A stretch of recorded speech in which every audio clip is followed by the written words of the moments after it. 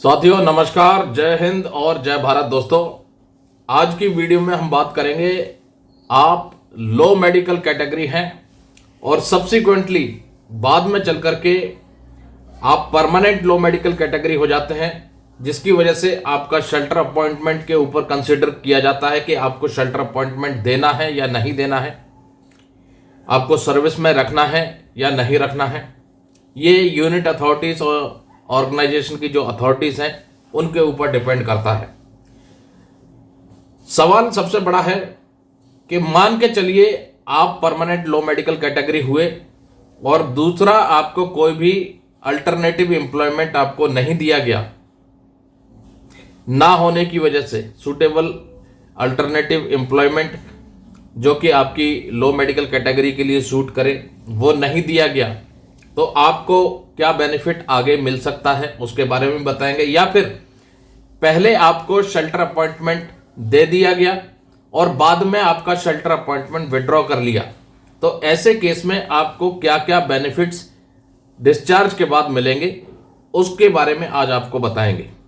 तो चलिए सीधा स्क्रीन पर चलते हैं। कुछ एक महत्वपूर्ण पॉइंट हैं जिनके बारे में आपको जानना बहुत जरूरी है कि क्या आपको बेनिफिट मिल सकते हैं अगर आपका शेल्टर अपॉइंटमेंट कंसीडर नहीं किया गया या पहले कंसीडर किया गया बाद में विड्रॉ कर लिया गया। तो साथियों, आप देख सकते हैं लिखा है ये एलएमसी केसेस के लिए शेल्टर अपॉइंटमेंट नॉट गिवन या फिर विड्रॉवल। ऐसे केस में आपको जो रिटायरमेंट बेनिफिट्स हैं वो क्या क्या मिलेंगे, ये कुछ एक बेनिफिट्स हैं, उसको एक एक पॉइंट्स जो है मैं आपको समझाता हूँ। सबसे पहले आपका जो AGIF है, आर्मी ग्रुप इंश्योरेंस फंड, वो मिलेगा। जो भी आपका AGI जितना भी जमा हो गया होगा वो आपको मिलेगा अगर आपका शेल्टर अपॉइंटमेंट विड्रॉ कर लिया है या आपको शेल्टर अपॉइंटमेंट शुरुआत से ही नहीं दिया गया है और आपका डिस्चार्ज कर दिया गया है। तो दूसरा, आपका जो भी आर्मर्ड फोर्सेस प्रोविडेंट फंड है, AFPP फंड, वो आपको मिलेगा जो आपने जितना भी जमा किया गया है, और साथ में उसके ऊपर जो है इंटरेस्ट भी मिलेगा। इंटरेस्ट, ठीक है, जितना भी आपका जमा है, जो भी आपका इंटरेस्ट बनेगा वो भी साथ में आपको मिलेगा। उसके बाद नेक्स्ट आ जाइए आपका लीव इनकैशमेंट।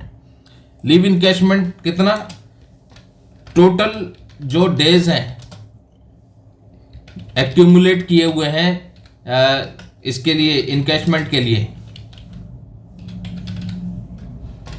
जितने भी दिन आपने जमा किए हैं इनकैशमेंट के लिए, लीव इनकैशमेंट का पैसा मिलेगा। अगर किसी का 200 दिन है तो 200 दिन का पैसा मिलेगा, किसी का अगर जो है 300 दिन है तो 300 दिन मिलेगा, लेकिन 300 से ज़्यादा नहीं मिलेगा। 300 तक की कैपिंग रखी गई है। उसके बाद आप रिटायर हो रहे हैं तो आपकी रिटायरमेंट ग्रेचुटी मिलेगी। कंडीशन क्या है, मिनिमम जो सर्विस है, मिनिमम सर्विस आपकी कितनी होनी चाहिए, 5 ईयर्स तक होनी चाहिए, तभी आपको रिटायरमेंट ग्रेचुटी मिलेगी। कम से कम 5 साल की सर्विस आपकी होनी चाहिए रिटायरमेंट ग्रेचुटी के लिए। उसके बाद इनवैलिड ग्रेचुटी मिलेगी, लेकिन किसको मिलेगी, जो नॉन पेंशनर होगा। अब मान लीजिए 10 साल से कम क्वालिफाइंग सर्विस है आपकी, ठीक है, और आप लो मेडिकल कैटेगरी में डिस्चार्ज जाते हैं, आपकी disability neither attributable to nor aggravated by service accept की जाती है, और मेडिकल अथॉरिटी रिकमेंड करती है कि आप मिलिट्री सर्विस के लिए कंप्लीटली अनफिट हैं मेडिकली तौर पर, लेकिन सिविल सर्विस के लिए आप पूरी तरह से फिट हैं या पार्शली फिट हैं। तो ऐसे में आपको कोई भी पेंशन नहीं मिलेगी, इनवैलिड पेंशन भी नहीं मिलेगी और डिसेबिलिटी पेंशन भी नहीं मिलेगी, वो नाना केस हो जाएगी। और ऐसे में आपको जो मिलेगा वो इनवैलिड ग्रेचुटी मिलेगी। एडिशनली रिटायरमेंट ग्रेचुटी तो मिलेगी, उसके साथ साथ एडिशनल इनवैलिड ग्रेचुटी मिलेगी, लेकिन रिटायरमेंट ग्रेचुटी की कंडीशन क्या है, 5 साल सर्विस चाहिए।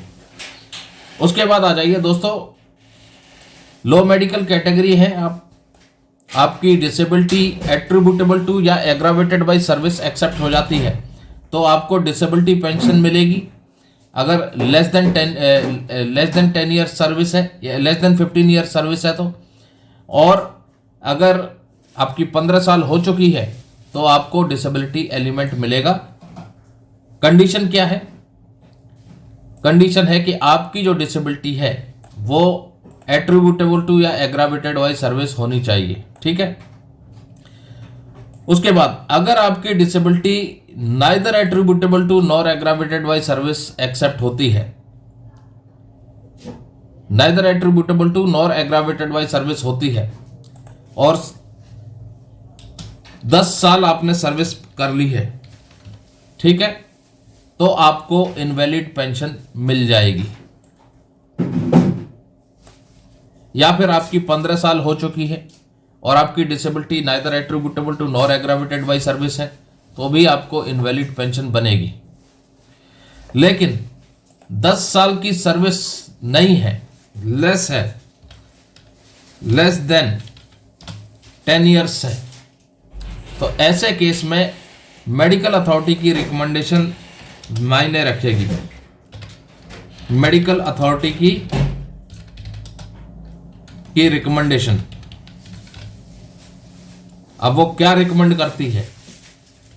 मेडिकल अथॉरिटी अगर ये रिकमेंड करती है कि आप कंप्लीटली अनफिट है मिलिट्री जॉब के लिए या मिलिट्री जॉब और सिविल जॉब के लिए, तो आपको इनवैलिड पेंशन मिलेगी अगर आपकी 10 साल से कम क्वालिफाइंग सर्विस है तो। उसके बाद आपको किसी भी प्रकार की पेंशन यदि सैंक्शन हुई है, इनवैलिड पेंशन, डिसेबिलिटी पेंशन या सर्विस पेंशन, तो उसके ऊपर कम्यूटेशन मिलता है और वो तभी मिलता है जब आपने कम्यूटेशन का ऑप्शन ऑप्ट किया हो कि आपको कम्यूटेशन चाहिए। अगर आपने कम्यूटेशन का ऑप्शन ऑप्ट किया है कि आपको 50% या 30% जो भी आपने ऑप्ट किया है, तभी आपको कम्यूटेशन मिलेगा। इसके अलावा ECHS की फैसिलिटी या फिर फिक्स्ड मेडिकल अलाउंस डिपेंड करता है कंडीशंस क्या क्या है, ये कंडीशंस के ऊपर डिपेंड करता है। जहाँ पर ECHS पॉलीक्लिनिक नहीं है, काफ़ी दूर है, तो वो अपना FMA भी ऑप्ट कर सकते हैं कि भाई उनको फिक्स्ड मेडिकल अलाउंस चाहिए। और जहाँ पर ECHS की फैसिलिटी अवेलेबल है वो ECHS की फैसिलिटी ले सकते हैं। उसके लिए ECHS कार्ड बनता है प्रॉपर तरीके से, स्मार्ट कार्ड टाइप का। तो साथियों, उम्मीद करते हैं आज की जानकारी आपको अच्छी लगी होगी। दूसरा, लो मेडिकल कैटेगरी में आप डिस्चार्ज होते हैं और आपकी डिसेबिलिटी पेंशन या डिसेबिलिटी एलिमेंट या नए शब्दों में कहें तो इम्पेयरमेंट रिलीफ, वो यदि आपका रिजेक्ट होता है सिर्फ इस ग्राउंड पर कि आपकी जो डिसेबिलिटी डिटेक्ट हुई थी वो पीस लोकेशन में हुई थी या जो नया GMO है उसके तहत एप्लीकेबल नहीं है, तो आप उसको चैलेंज करें क्योंकि वो आपका अधिकार है। क्यों चैलेंज करें? उसका प्रमुख कारण है कि जब आप सेना में भर्ती हुए थे, सबसे प्रमुख कारण तो यही है, जब आप सेना में भर्ती हुए थे उस वक्त आप पूरी तरह से फिजिकली, मेडिकली, मेंटली फिट पाए गए थे और किसी भी डिसेबिलिटी का भर्ती के समय जो दस्तावेज आपका बनता है, जो डॉक्यूमेंट आपका तैयार किया जाता है, प्राइमरी मेडिकली एग्जामिनेशन रिपोर्ट, उसमें कोई भी डिसेबिलिटी रिकॉर्डेड नहीं है।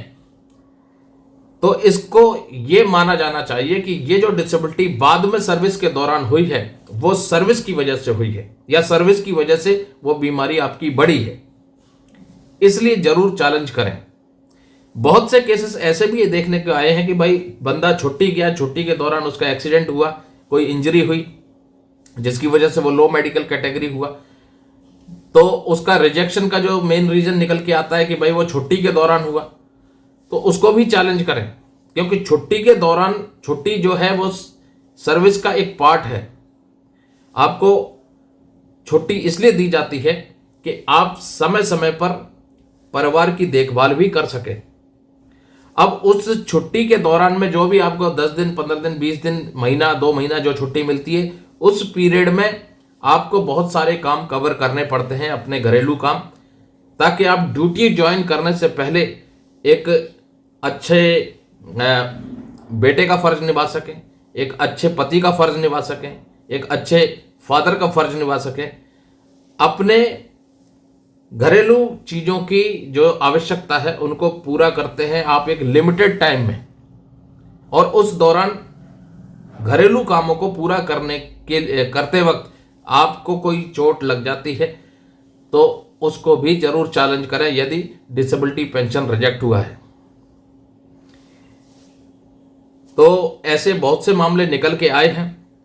बंदा पोस्टिंग जा रहा था, प्रिपरेटरी लीव पर था, प्रिपरेटरी लीव पर वो अपने घर का कोई काम करने के लिए मदर को फादर को बाइक पर लेके गया, रास्ते में एक्सीडेंट हुआ और फिर उसके बाद उसका इलाज जो है पहले तो इनिशियली सिविल में दिखाया गया, क्योंकि भाई सिविल में एक्सीडेंट हुआ, तुरंत अपना इलाज कराया, और फिर सब्सिक्वेंटली बाद में आर्मी मेडिकल अथॉरिटी में ट्रीटमेंट चला।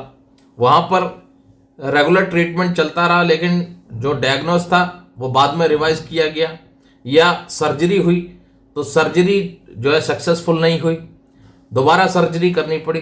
तो ये कहीं ना कहीं चैलेंजेबल है, क्योंकि डिसेबिलिटी वो एग्रावेटेड हुई है मिलिट्री सर्विस की वजह से, क्योंकि एक बारी में डायग्नोस ठीक से पकड़ नहीं पाए, दोबारा रिवाइज करना पड़ा। दूसरा, सर्जरी करने के बाद भी पूरी तरह से बीमारी ठीक नहीं हुई, दोबारा सर्जरी करनी पड़ी, 3 बार करनी पड़ी, 4 बार करनी पड़ी। तो ये कहीं ना कहीं एक फेल्ड ट्रीटमेंट रहा है, जिसकी वजह से ये डिसेबिलिटी आपको जो है वो एग्रावेटेड होनी चाहिए। और ऐसे मामलों के ऊपर आर्मड फोर्सेस ट्राइब्यूनल की तरफ से जजमेंट भी आए हुए हैं, और वो जजमेंट पूर्व सैनिक के फेवर में आए हुए हैं। तो ये जरूरी नहीं है कि छुट्टी के दौरान आपको कोई इंजरी हुई है तो वो जो डिसेबिलिटी है वो neither attributable to nor aggravated by service count की जाएगी। उसको प्रूफ करना पड़ेगा कि किस तरीके से सर्विस फैक्टर इन्वॉल्व थे, जिसकी वजह से आपको वो डिसेबिलिटी एट्रीब्यूटेबल टू या एग्रावेटेड बाय सर्विस मानी जानी चाहिए। तो दोस्तों, अगर आपका डिसेबिलिटी पेंशन या डिसेबिलिटी एलिमेंट या इनिशियल क्लेम के तौर पर एम्पेयरमेंट रिलीफ रिजेक्ट हो गया है, तो ये हमारा नंबर है। कोर्ट केस करना चाहते हैं, अपील डालना चाहते हैं, तो उसके लिए आप हमसे कंसल्ट कर सकते हैं। हमारी बहुत अच्छी एडवोकेट की टीम है जो इन मामलों के ऊपर बहुत अच्छा एक्सपर्टीज रखती है। जरूरत पड़ने पर आपके केस को AFT में, हाई कोर्ट में, यहाँ तक कि सुप्रीम कोर्ट में भी चैलेंज करेगी। नमस्कार, जय हिंद, जय भारत दोस्तों।